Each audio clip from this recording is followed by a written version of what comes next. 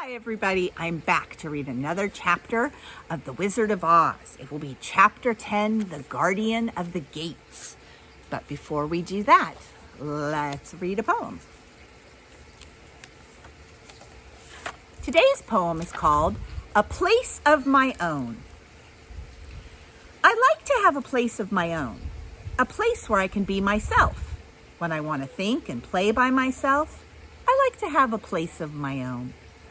I like to have a place of my own, a step on a staircase, a drawer or a chair, a corner, a spot anywhere, a place I can call my own. Dishes have places, so do pots and pans. Beds and bathtubs, shoes and socks. Tables have places, so do faces and hands. Houses have places, keys have locks.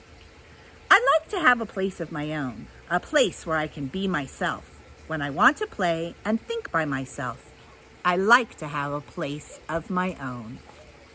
And here's the picture from today's poem. It looks like this boy has a tree house. I wonder if any of you have a tree house or a playhouse. All right, let's read The Wizard of Oz.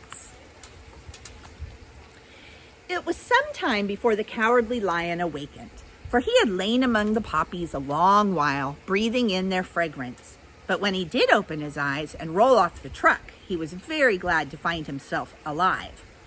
"Oh, I ran as fast as I could," he said, sitting down and yawning. "But the flowers were too strong for me. How did you get me out?" And then they told him of the field mice and how they had generously saved him from death. And the Cowardly Lion laughed and said, "I have always thought myself very big and terrible, yet such small things as flowers came nearly to killing me, and such small animals as mice have saved my life. How strange it all is. But comrades, what should we do now?" "We must journey on until we find the yellow brick road again," said Dorothy, "and then we can keep on to the Emerald City." So the lion, being fully refreshed and feeling quite himself again, they all started upon the journey, greatly enjoying the walk through the soft, fresh grass. And it was not long before they reached the road of yellow brick and turned again toward the Emerald City, where the great Oz dwelt. The road was smooth and well paved now, and the country about was beautiful, so that the travelers rejoiced in leaving the forest far behind, and with it the many dangers they had met in its gloomy shades. Once more they could see fences built beside the road, but these were painted green, and when they came to a small house in which a farmer evidently lived, that was also painted green. They passed by several of these houses during the afternoon, and sometimes people came to the doors and looked at them as if they'd like to ask questions. But no one came near them or spoke to them because of the great lion, of which they were much afraid. The people were all dressed in clothing of a lovely emerald green color and wore peaked hats like those of the Munchkins. What color did the Munchkins wear? Do you remember? Let's see if you remember. "This must be the land of Oz," said Dorothy, "and we are surely getting near the Emerald City." "Yes," answered the Scarecrow, "everything is green here, while in the country of the Munchkins, blue was the favorite color. But the people do not seem to be as friendly as the Munchkins, and I'm afraid we shall be unable to find a place to pass the night." "I should like something to eat beside fruit," said the girl, "and I'm sure Toto is nearly starved. Let us stop at the next house and talk to the people." So when they came to a good-sized farmhouse, Dorothy walked boldly up to the door and knocked. A woman opened it just as far enough to look out and said, "What do you want, child, and why is that great lion with you?" "We wish to pass the night with you if you will allow us," answered Dorothy, "and the lion is my friend and comrade and would not hurt you for the world." "Is he tame?" asked the woman, opening the door a little wider. "Oh, yes," said the girl, "and he is a great coward too, so that he will be more afraid of you than you are of him." "Well," said the woman, after thinking it over and taking another peep at the lion, "if that is the case, you may come in, and I will give you some supper and a place to sleep." So they all entered the house where there were, beside the woman, 2 children and a man. The man had hurt his leg, and he was lying on the couch in the corner. They seemed greatly surprised to see so strange a company, and while the woman was busy laying the table, the man asked, "Where are you all going?" "To the Emerald City," said Dorothy, "to see the great Oz." "Oh, indeed!" exclaimed the man. "Are you sure that Oz will see you?" "Why not?" she replied. "Why, it is said he never lets anyone come into his presence. I have been to the Emerald City many times, and it is a beautiful and wonderful place, but I have never been permitted to see the great Oz, nor do I know of any living person who has ever seen him."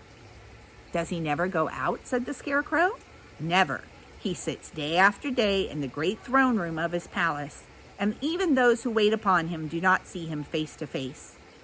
"What is he like?" asked the girl. "Well, that is hard to tell," said the man thoughtfully. "You see, Oz is a great wizard and can take on any form he wishes. So that some say he looks like a bird, and some say he looks like an elephant, and some say he looks like a cat. To others, he appears as a beautiful fairy or a brownie, or in any other form that pleases him. But who the real Oz is when he is in his own form, no living person can tell." "That's very strange," said Dorothy, "but we must try in some way to see him, or we shall have made our journey for nothing." "Why do you wish to see the terrible Oz?" asked the man. "I want him to give me some brains," said the Scarecrow eagerly. "Oh, Oz could do that easily enough," declared the man. "He has more brains than he needs." "And I want him to give me a heart," said the Tin Woodman. "Well, that would not trouble him," continued the man, "for Oz has a large collection of hearts of all shapes and sizes." "And I want him to give me courage," said the Cowardly Lion. "Oz keeps a great pot of courage in his throne room," said the man, "which he has covered with a golden plate to keep it from running over. He will be glad to give you some." "And I want him to send me back to Kansas," said Dorothy. "Where's Kansas?" asked the man in surprise. "I don't know," replied Dorothy sorrowfully, "but it is my home, and I'm sure it is somewhere." "Very likely. Well, Oz can do anything, so I suppose he will find Kansas for you. But first, you must get to see him, and that will be a hard task, for the great wizard does not like to see anyone, and he usually has his own way. But what do you want?" he continued, speaking to Toto. Toto only wagged his tail, for, strange to say, he could not speak. The woman now called to them that supper was ready, so they gathered around the table, and Dorothy ate some delicious porridge and a dish of scrambled eggs and a place of nice white bread and enjoyed her meal. The lion ate some of the porridge, but did not care for it, saying it was made from oats, and oats were food for horses, not for lions. The Scarecrow and the Tin Woodman ate nothing at all. Toto ate a little of everything and was glad to get a good supper again. The woman now gave Dorothy a bed to sleep in, and Toto lay down beside her, while the lion guarded the door of her room so that she might not be disturbed. The Scarecrow and the Tin Woodman stood up in a corner and kept quiet all night, although, of course, they could not sleep. The next morning, as soon as the sun was up, they started on their way and soon saw a beautiful green glow in the sky just before them. "That must be the Emerald City," said Dorothy. As they walked on, the green glow became brighter and brighter, and it seemed at last they were nearing the end of their travels. Yet it was afternoon before they came to the great wall that surrounded the city. It was high and thick and of a bright green color. In front of them, and at the end of the yellow road of brick, was a big gate, all studded with emeralds that glittered so in the sun that even the painted eyes of the Scarecrow were dazzled by their brilliancy. There was a bell beside the gate, and Dorothy pushed the button and heard a silver tinkly sound within. Then a big gate swung slowly open, and they all passed through and found themselves in a high arched room, the walls of which glistened with countless emeralds. Before them stood a little man about the same size as the Munchkins. He was clothed all in green from his head to his feet, and even his skin was of a greenish tint. At his side was a large green box. When he saw Dorothy and her companions, the man asked, "What do you wish of the Emerald City?" "We came here to see the great Oz," said Dorothy. The man was so surprised at this answer that he sat down to think it over.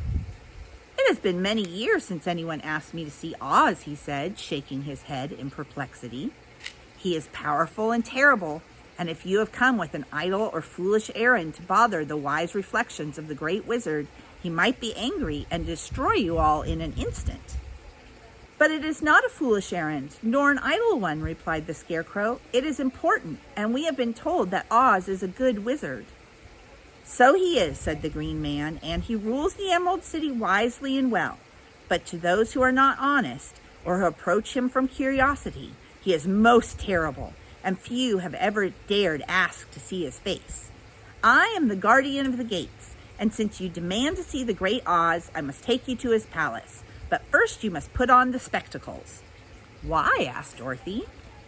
"Because if you did not wear spectacles, the brightness and glory of the Emerald City would blind you. Even those who live in the city must wear spectacles day and night.